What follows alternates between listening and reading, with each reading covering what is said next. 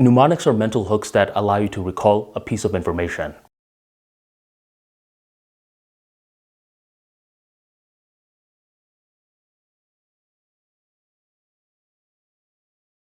The next mnemonic are associations. When I first came to the country, I had to tell people what my name was. It's Arman Chaudhary.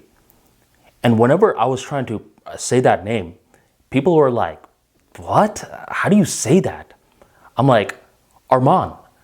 And some people will say Armen, and some other people would say Armand. I was like, no, Arman. But they still couldn't say it. So one day I discovered this brand. It was called Armani. So I was like, Armani, that's very similar. And it seems like those people could say Armani. So I'd go up to them and I'd be like, it's the Armani without the I. As soon as I said that, it clicked for them. They were like, oh, Arman. And it just made sense. The other part of my name, my last name, Chaudhary, was another difficult one. And I still recall how this mnemonic was created.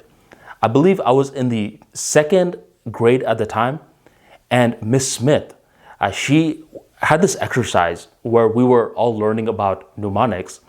And for some reason, she chose me first.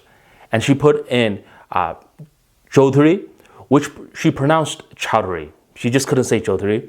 And she was like, so class, how would I remember a name like Chowdhury? And the other kids were like, how is she going to pull this one off? She was just like, clam chowder. Get it? Clam chowdery. And once she said it like that, it just clicked for a lot of these students. So in two situations, Armani and clam chowder, these were associations that reminded others of the information that was to be remembered. If you can create an association like this, it's one of these ways that you make a puzzle click. And once it clicks, you just remember it. At this point, you're probably going to remember my name forever. It's because the right associations were put into the mix.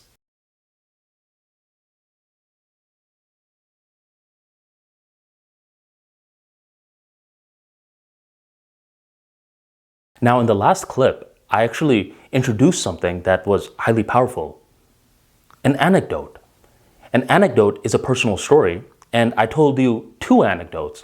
One of how Armani was created, one of how clam chowdery was created.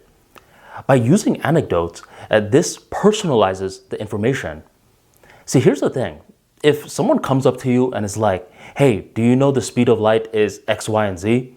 Do you know that the smallest particle is X, Y, and Z units?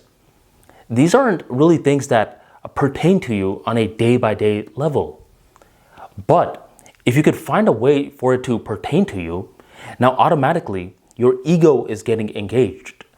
The ego is the personalization factor. Because think about it like this. Up until you're a baby, all the way up until right now, let's say you're 35 years old, you've been through so much experiences, so many data. But what's causing you to just identify with some of that data rather than all of that data? This is a very important question. It's the ego. And the ego is basically like, what do I identify with? And whatever I identify with, I'm going to take in information in regards to that.